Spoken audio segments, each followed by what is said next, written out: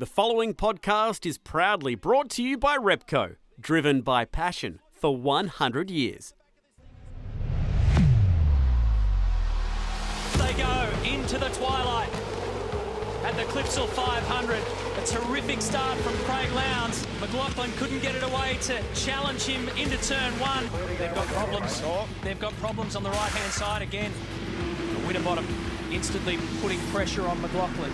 McLaughlin can hold his ground there, and Whincup is at the absolute edge of the braking performance. He goes wide. No! He's trying to get underneath him. When they get to 10, the crowd reacts. This is fantastic. Whincup up the inside. McLaughlin gives him some space. They run, but the Red Bull Racing man has got through. The champion's done the job. Unbelievable. Craig Lowndes is back, and Scott McLaughlin puts one on the champ. And Volvo. I don't know what happened on there. I just plucked her in first, gave some gentle. Yeah, I'm sorry.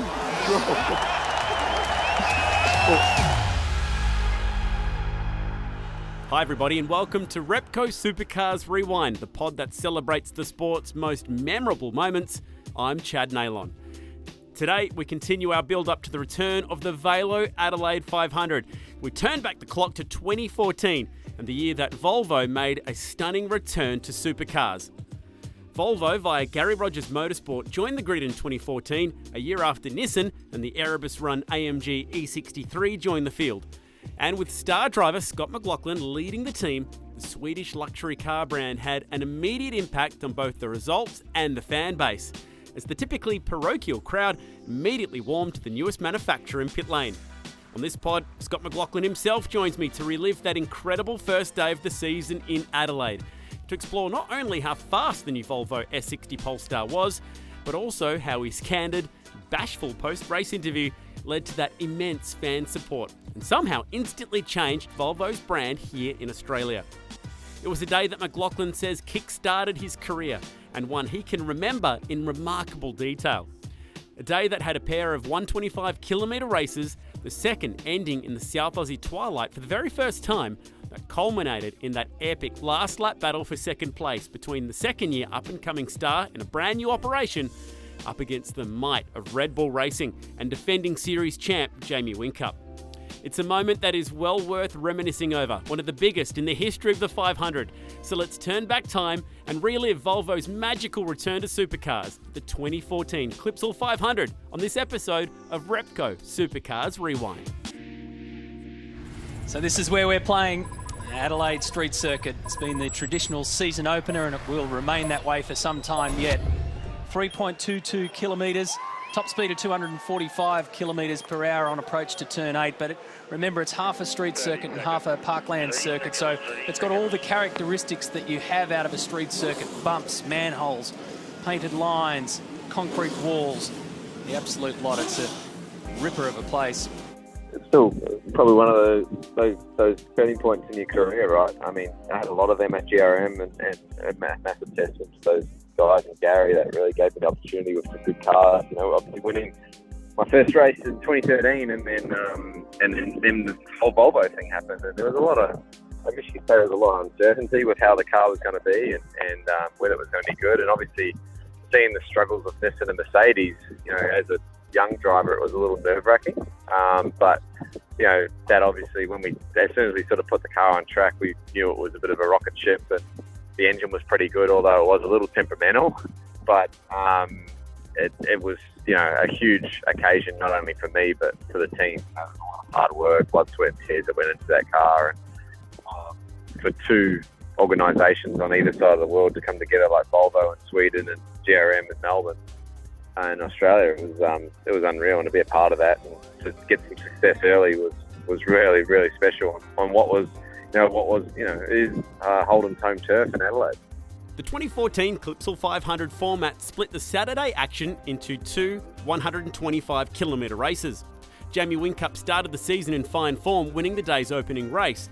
And with teammate Craig Lowndes on the pole for race 2, more Triple Eight dominance was expected. But the emerging story of the day had been the pace of the new GRM-run Volvo in the hands of young Kiwi Scott McLaughlin. Already a two-time race winner in his rookie season, driving a GRM Commodore, McLaughlin impressed earlier in the day in qualifying, securing Volvo's first front row start since returning to the sport. McLaughlin, what an amazing start to the season for the new boys. This is incredible, and the crowd are going nuts. And what an amazing effort. The Volvo S60 will be on the front row of the grid. 5 manufacturers in the top 6. And this will be a moment to remember for Gary Rogers Motorsport, the entire crew. That's a lot of hard work and sweat has gone into getting to this point. For the test day that we did at Sydney Motorsport Park, you know, although it was raining, we knew that we had a pretty decent engine under us, and the car felt pretty good too. And we had done some testing before at Phillip Island and a few things, and you know, I knew that the car itself, aerodynamic-wise, that we actually did the Volvo testing on the engine, and we ran really quick there, like really, really fast. I'm like, oh, you know, especially when we come back to Phillip Island, we're going to be good. But also at the same time, you know, I think we're going to have a rocket ship as long as the engine's good. And you know, thankfully it was. You know, the engine was bang on, and you know, we, you know, it ended up, you know, being pretty decent. So from practice 1 onwards, you know, it was all about just building up to it. It was only my second time ever at Adelaide in the main game, so you know, I still had a lot to learn, but knew straight away that we're thereabouts.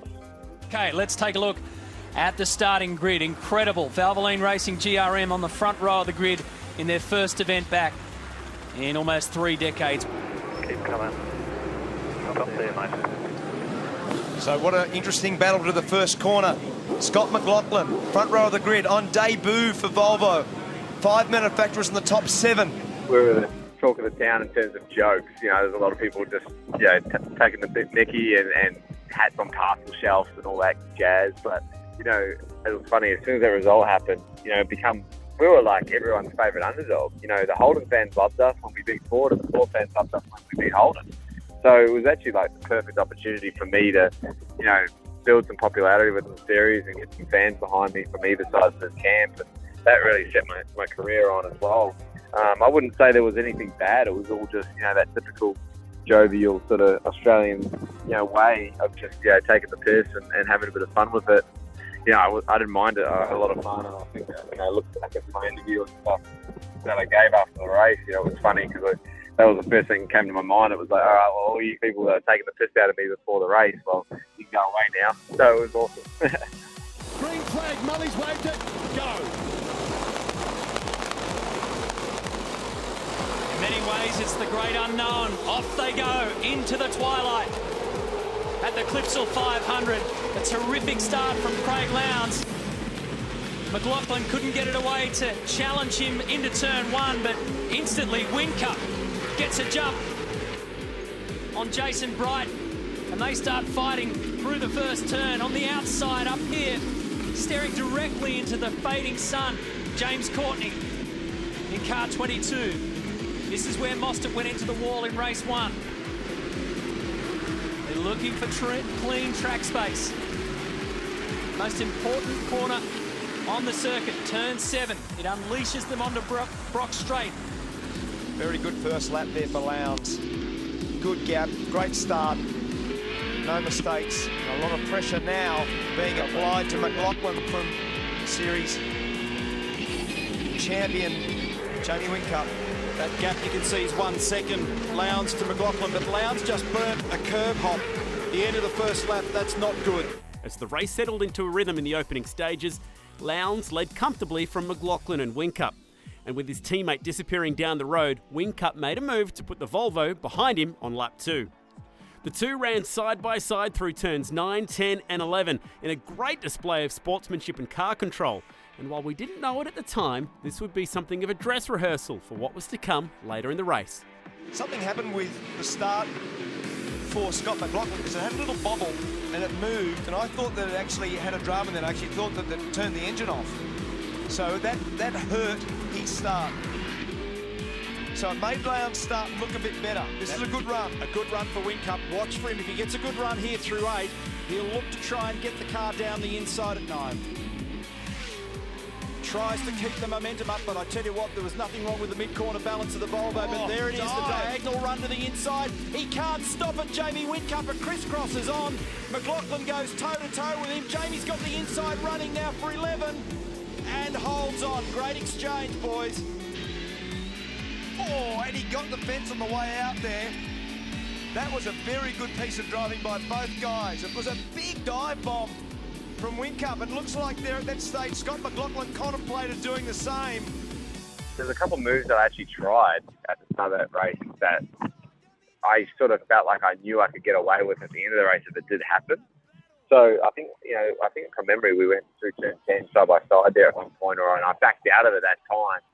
But we obviously at the end of the race I didn't back out of it. But like from the start, me and Jamie were battling, and as you said, and I mean Craig was in another league. He was so fast, he was gone. So. It was really all about just making sure that we were, trying to maximise our position and where we were. And, I got a good start. And obviously, being the underdog, it was no pressure on me to go out there and win the race or get a podium. I think where we had qualified, we really signalled everything that we were going to be pretty good. And I thought it was a great achievement itself. So it was one of those ones where you're almost playing with house money. You just go out there and have some fun. And that's certainly what happened.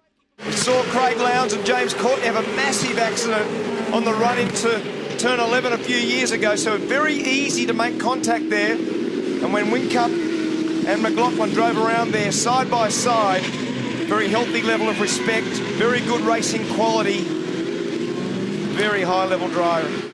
It was a twilight race as well, wasn't it? So I think that was the first twilight race they had there in Adelaide. So it made for pretty tricky conditions with the sun sort of setting, but it sort of set the scene nicely for this sunset battle royale moment at the end there. Like great TV time, epic lighting. The whole thing just really culminated towards the end of that race. Yeah, it was crazy. And I had run obviously Dunlop Series there for many years, and that was really the time we raced in the Dunlop Series. So you had some experience with what the sun was like going up Wakefield Street and stuff like that. So I sort of knew there's certain things we did before the race that we just put a little bit of tape on the windscreen or tape on my visor or whatnot. I wouldn't say it was experience, but it's just, you had some understanding of what it was going to be like. I certainly think that was a good help for me and made me probably feel a little bit more comfortable in that situation. But yeah, it was absolutely perfect time. They couldn't ask for a better opportunity for Volvo to sort of really signal their intent with us. And I remember it being, like I said before, it was such a turning point in my career in terms of my popularity, in terms of people knowing who I was and what the Volvo was about. It was pretty awesome. Now clear of McLaughlin, Whincup was the fastest driver on the track and, as he had done in race 1, came in for an early compulsory pit stop. But the stop was slow. A rattle gun issue dropped the champion down the order and ultimately back behind McLaughlin. Now this was crucial in setting up what was to come later in the race. So that's Whincup in, same strategy as before. Trying to pull the same trick as race 1.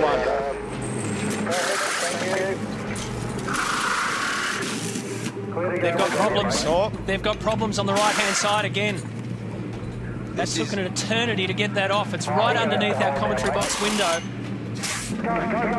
So they've got an issue with that gun. Could be anything. Could be human error. The other crucial moment that led to the grandstand finish later on in the race was a safety car called on lap 12 of 39. This brought McLaughlin in for his stop and, of course, closed the field back up, bringing Whincup back into the fight. Yellow flag has come out and it's a safety car on course. So race director Tim Schenken's in the background on the race management channel advising everybody of this situation with the safety car. Tander's come in, but I'm a little bit surprised that Frank sent the car out there with the door off it. Well, I'm with you. The HRT Mini Moke at the moment, I would think they'll actually ask him to come back in and fit a door, I would think. So it's going to be interesting now. There's, 5, 6 drivers who haven't stopped. Lowndes, McLaughlin, Coulthard, Davison, Wood and Ingle. This is going to benefit already Whincup. We saw the drama with his stop, but this is going to benefit Lowndes having this stop under this condition. Well, it is, mate. He's going to go for 2 tyres again like he did last time. When we saw earlier in the day, it was a bit tough putting 2 tyres. Now, you can see there, they're only going to give us of fuel. This is not about fuel at all. Just enough to get him home. 2 tyres in good shape this late in the race. I reckon this is going to put him in really good shape. The order changes. The safety car out there. We'll take a break. What will happen next at the Clipsal 500? The Repco Supercars Rewind Pod will be right back after these short messages. There's a lot of history hidden at Repco, so listen up, because this ad will be gone in 30 seconds. See, some people reckon we got 10W30 in our veins. Or if we look to the skyline, all we see are falcons, bluebirds and 200Bs. The truth is, we've got an unexplainable bond with motoring. Any Mark, Dick or Jamie could tell you that. So dart in store or online today for great deals. Repco, driven by passion for 100 years. If you're loving this podcast, you should check out Supercars' other podcast offering, The Cool Down Lap. It's available the morning after each Supercars event. Super Archive is the place to enjoy all your favourite old races. It's available on the Supercars YouTube channel. Make sure you follow us on social media and stay up to date with all the latest news, exclusive video content and live timing at supercars.com. Tickets and hospitality packages are available to ensure you have the best seat in the house at your favourite track. And if you're an overseas fan of supercars, a SuperView subscription is a must for live, uninterrupted supercars action. Now, let's get back to the pod. Here they are bunching up. Okay, that was a safety car. You just saw peeling into the lane. Right, 50 to 60 k's an hour here, no faster. They must be in close proximity of each other. And Jason Bargwana, our new driving standards observer, said he won't tolerate anyone pulling side to side out of this Indian file. Now, I'm going to listen here. Craig leads them down. I'm standing right here in the acceleration zone. He can make the jump whenever he likes. Not yet. Not yet. Okay, it's up to him now. There he goes, fine. And they all go chasing. And another three-wide affair. And Scott Pye gets really aggressive on the restart. That's him going straight over the outside of the curbs. Lowndes in control. And here's Van Gisbergen. Oh, there's got to be contact there, and there was. This time it was Gartander getting a nudge. There's 10 drivers in 25 then that basically had to leap across the top of the curve. Winterbottom instantly putting pressure on McLaughlin.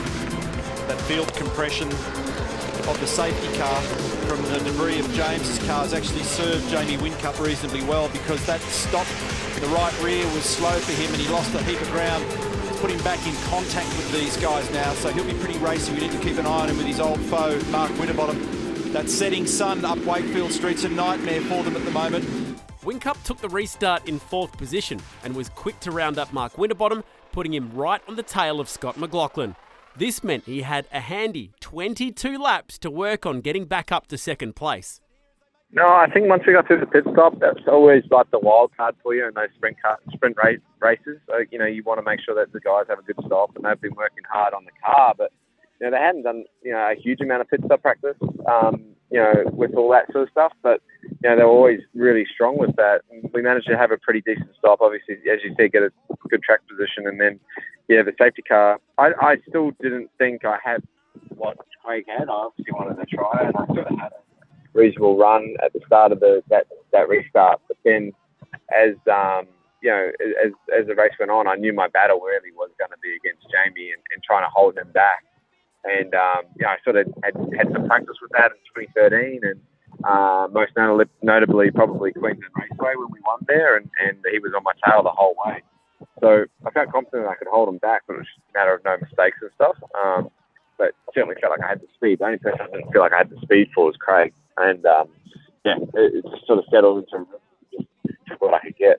Hope you're enjoying your Saturday night V8 Supercars at the Clipsal 500, where Craig Lowndes leads this 2nd race of the year by 1.8 seconds of the Volvo of Scott McLaughlin, with Jamie Whincup, Mark Winterbottom chasing. Hey, what about this guy, Gary Rogers? Does he have a way of uncovering talent or what? Scotty McLaughlin, Gary, 2nd spot at the moment, going beautifully in a brand new car. This is a remarkable start to the year for you guys. It is. Scott is a great driver, no doubt about it. The guys have put together a fantastic car, and look, early days, but we're feeling, it's great to start the year like this. It's been a huge time and effort to try and get this car, or these cars, built, and it's just nice to see where we're at this stage for all those blokes in that shed there. Well, congratulations. The cars look fantastic, and we're loving watching the race, Gary. Good on you. Thanks very much. As the laps ticked by, McLaughlin still had Whincup in his mirrors. McLaughlin trying to hold on to this podium spot in Volvo's first outing is Polestar Racing. Just starting to see signals from the back of McLaughlin's car that it's stressed. It's sliding around here and there, it's wriggling here and there. And if you look at the braking stability and the mid-corner pace of Whincup's car, he's stalking him at the moment. So any tick of the clock, he's going to slice him. He'll try and sneak up the inside somewhere. I don't know that it'll be at this last corner, but he's been very strong traditionally here, not only this weekend, but in years by, down at turn 9, where he does that diagonal run to the apex. So he'll be trying to wind himself into a position where he's close enough, he keeps the momentum, and then just goes whack. And he goes out of the sight in the mirror of McLaughlin. Now, Scott will be aware of it. He's got a television too. He'll have seen all that in the past, and he's got to try and find a way to protect that, but I'm not sure the rear tyres are going to help him. I was really disciplined with my curb hops all the way, basically to the end of the race. And then basically, as soon as the race was like 2 or 3 to go, you can see it on TV, but we were just absolutely just straight line on the chicane almost. And even then, even when it got to like the last lap, I was so in the habit of being good on the curbs that I almost, I felt bad, going too close. But the problem, we also had a drama with the Volvo. The header pipes were so low, the collectors were scraping on the ground, so we had to almost look after the car throughout those over the curbs, because when you were landing off the curbs, you'd scrape the header pipes, and it was really doing some damage. And I think we replaced collectors nearly every session throughout that weekend, or not every session, but every day. So really trying to look after the car, but eventually when you're trying to look after the car, that sort of goes out the window when you know there's a result on the line. So last 2 laps I was pretty loose with it. Here we go, Whincup, you're right. Mark, he's on him at the final corner. That could be the spot. And Jamie has been racking up curb hops. He's using up what he's got left over the last couple of laps. If you're Scott, you're going to run straight through. Run it straight through. Yep. Did he get one? No, he still didn't. You just drive it across there. Yeah, I felt really good. I think the only spots I knew that he could pass me was probably up into turn 4, and initially, and I sort of covered that. I had a really good run through the chicane and just had to cover a little bit, and then through all the staircase stuff, he could bomb there, but I was always just going to turn it and either I was going to be in the fence or whatever. But I just made sure I focused on getting a good top 7, and then turn 8, I was really strong there throughout the race. So I literally was probably the fastest I'd been through, turn 8 all race. I really put it all on the line there. I went way too defensive into turn 9. I braked early, and Jamie genuinely caught me out. I was trying to cover the switchback, but he just kicked going around the outside, and that really cost me. I'd been running second the whole race, and then I ended up running first, and I was in a really weird gear range. So then that way we were side by side going up to 10. But as I told you before, I knew that I had experience going around the outside at 10 before, and sort of gave it up at the start of the race. So I said to myself, I'm not giving it up this time. So I tried it, and obviously it got dirty throughout the weekend, throughout the race, and it was a little sketchy and got really close to the wall. But I actually genuinely thought I was done. The ride control of that Red Bull car under brakes in turn 4 there was really impressive. He's right on the rear bumper of the Volvo. These guys playing for keeps. Look at Whincup. He's all over the back of this thing. He's got to get an exit here as they make the run to 7. If he's off here cleanly and he can harass McLaughlin, his chance may come when they get down to turn 9. This is the moment. He's closer now on the run to 8. This is what he's got to do. Let's watch, listen and learn. Nothing in it. Move it over, Scotty. Bit of anything, McLaughlin can hold his ground there, and Whincup is at the absolute edge of the braking performance. He goes wide. No! He's trying to get underneath him. When they get to 10, the crowd reacts. This is fantastic. Whincup up the inside. McLaughlin gives him some space. They run, but the Red Bull Racing man has got through. The champion's done the job. When he got past me out of 10, I was like, this could be it. But I was like, I'll try and take him a little bit into turn, to turn 14 or whatever corner, last corner, and see if he makes a slight mistake, and knowing that he probably had a little bit of crap on his tyres from running on the outside of turn 9 and a few things. Yeah, so lo and behold, I saw him lock the rear. You could see the tyre marks behind his car, and he just went wide. It was crazy. I couldn't believe how much crap that he had on his tyres and stuff that enabled me to sort of just switch him back, and it probably was the easiest part of the race. Dive down the inside, So close. What a battle. Unbelievable. Craig wins. It's not It's back. And Scott McLaughlin puts one on the champ. And Volvo into second on debut. Sensational, Scott McLaughlin. That is brilliant. Absolute brilliance. Well done, Scott McLaughlin and Jamie Whincup. That's as tough as an exchange gets. Gary Rogers, you know how tough this game is. Better than anyone, mate. What a spectacular effort by both your team and your driver. It was. I mean, it's tough, Clarko, you know, but just he never gave up, mate. Look at you, mate. Good on you, mate. Really happy for you. Fantastic. Tears in his eyes. Gary loves a fighter. Congratulations to Craig Lowndes and Jeremy Moore. So Red Bull Racing deliver a 1-2 punch in terms of victory. And this huge crowd, 80,000 people here today. They've seen another classic. Lowndes, who won the first race here in 1999, now has 6 race wins at this circuit. And this will be emotional. And the Red Bull team are out there to applaud Scott McLaughlin as well. They did. All of pit lane were doing this. This was just a fantastic reaction from the industry for Gary Rogers Motorsport and Scott McLaughlin. I remember driving back on the in-lap and, like, everyone was cheering and like, you could see the crowd, like, turn 8 grandstand, and then you come around the back of, turn 10, everyone's going off, and I'm like, oh, maybe. I was just pretty pumped. I knew it was a good battle, but I didn't think it was going to be taken that well. And then, I could hear them, like, coming down pit lane on the pit limiter. Like, that was where it was really crazy when they were cheering me, and I've never had that before. I don't think I've ever had it since. And when I stopped, I could hear the crowd, and so I got really excited. I'm like, I'm just going to jump up on the car and just fist pump and just hopefully they don't think I'm a dickhead and everyone thinks I'm all right. and it ended up being pretty cool, and everyone cheered me on. And there's a funny video. I think Lounsey thinks everyone's cheering for him, but I think they're cheering for me. Well done, Lounsey. 95 race wins now. Lounsey goes over to congratulate Scott McLaughlin because we appreciate the enormity of what he has achieved. Beretta came over to me, and I was obviously pretty pumped, pretty exhausted a little bit.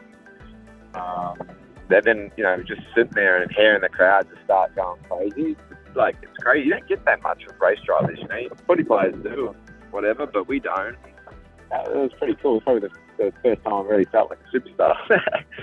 Come with me now, folks. Let's catch up with this guy as he embraces his team, Scotty McLaughlin. It has been a remarkable result, and as he just catches up with Richard and the crew, Scotty, that was incredible. That is going to be one of the great moments of the year, and you've nailed it again. Well done. Holy cow. Thank you. Holy cow. Seriously, my boys, man, I can't thank them enough. It was amazing. Richard, the crew, all the fans. You guys are playing the Volvo jokes, but I guess they're gone now. So, thanks, guys. And, mate, I've never been this happy second. Jesus. Now, just take us through the emotions for you. You're on the last lap. You've got Jamie Whincup on your tail. He gets by you. Yeah. What happens then? Oh, I was an idiot. I slowed down too much. So I should have blocked him a bit better, but he got me, and then we went side by side. It was pretty good racing, and I don't know what happened on there. I just plucked her in first and gave some gentle. Yeah, sorry. Sorry. We understand there's a level of excitement, Scott. Sorry to all the little kids out there. But congratulations, Adam. And what a way to kickstart your team. What a way to bring Volvo into V8 Supercars. Volvo, Polestar, Valvoline. Thanks, guys. Hopefully got more of this. Yes. You get pretty pumped up and amped and I just got carried away. I genuinely thought I was just talking to Mark Beretta, like a friend of mine, and let alone it was going to be millions of people watching at home on TV. So I remember when I said it, though, I've never been so scared in my life. I genuinely thought everyone, TV had always talked about, $20,000 fines and bits and pieces if you swore on TV on the radio, let alone in the freaking interview. And I when I dropped that, I was like, oh no, I'm done. That's just ruined all my good work. But in fact, it was probably the best thing I ever did. Still today I get talked about that quote. Even in America, I get talked about that quote. I remember my Facebook, like in one night, like I went up 20,000 followers in one night. It was crazy. And then Instagram and everything in that, Twitter. yeah, it was wild. It was just one of those things that, you know, sometimes things happen for a reason, and, you know, that happened for a reason, no doubt. And certainly was meant to happen for me and in my career. I did have to write a letter of apology to Cam about, you know, not saying that, which I thought was a bit of a crock anyway. But, you know, anyway, the amount of people that were pumped about it, and I thought I could, you know, help the sport in some ways. And, you know, I mean, it wasn't like I wasn't unapologetic about it. I felt terrible for a good 3 hours after the race, and then I realised when I looked at my phone, everyone was going off. So, yeah, like I said, it was the first time I genuinely felt like, you know, I'd made it, and it was a pretty special moment. And when you look back at it, it's like I finished second. So it was wild, and that moment really set my career up for the rest of my life. To be honest, I don't think many of the Swedes actually knew exactly what I said until later on when it was getting played on YouTube and stuff like that. But you know, Christian Dahl from Polestar was there, and I already had a pretty good relationship with them. And then Matt Prix, who works for Supercars basically now, you know, he was, he was my the Australian guy, and we got along well. And Matt White was there, and yeah, it ended up being just everyone was just pumped. And like you said, I remember coming home. This was a couple months later, but I had an apartment in Melbourne in the city, and I opened my blinds. I had a billboard across the road. I opened the blinds, and when I come back from Sweden, of all places, I went to Volvo and visited with Dahlgren, and there was a billboard with my car on it. Like, I think it was my Volvo or something on the other side of the road. You know, which was pretty awesome, and it was just like, that's low key. It's probably the coolest thing I've ever seen. It was a great moment. Never forget it, and I treasure those moments. I treasure the people that I met through that whole program, and the fans that I met, and people that are still supporting me today. And you know, I think a testament goes out to, you know, Gary Rogers. You know, he was the guy that gave me the opportunity and told me everything would be fine, even when I had, you know, doubts about the program initially. And it was probably the best decision I ever made, was just, you know, being with him and then enjoying that part of my life, and I'll never forget it. In second spot for Valvoline Racing GRM, Scott McLaughlin.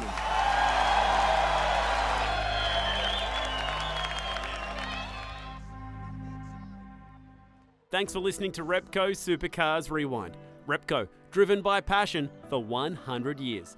And a big thank you to Scott McLaughlin for his time and detail in recounting a momentous day in the history of supercars. Volvo's time in the sport sadly only lasted the 3 seasons, but in that time, the Swedish brand, together with GRM and McLaughlin, racked up dozens of pole awards and race wins, propelling McLaughlin to the international star that he is today. Now, we'd love to hear from you, the fans, via the Supercars socials, as to what was your favourite Volvo memory, and also be sure to subscribe to the series and share the pod with your mates so we can continue to tell stories just like this one. Plus, as always, remember to keep an ear out for Supercars' other podcast series, The Cool Down Lap. It's available first thing on a Monday morning after each event. Okay, thanks for listening. We'll catch you next time.